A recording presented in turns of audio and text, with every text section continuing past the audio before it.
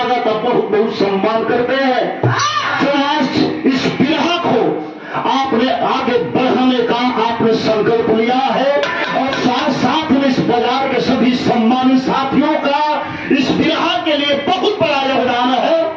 तो मैं अपने दुकानदार साथियों का, अपने इस कार्यक्रम के आयोजक महोदय का और कमेटी के सभी पदाधिकारियों का बहुत बहुत स्वागत और हार्दिक वंदन करते हैं। इस कार्यक्रम के आयोजक महोदय की ओर से बहुत सुंदर हार और बहुत सा रुपया देकर के आपने सम्मान किया। मैं बहुत बहुत प्रणाम करता हूँ। उर्दू नहीं कहा थी अरे लिया पर चढ़ के, लिया पर चढ़ के, अरे जहाजिया से उतरी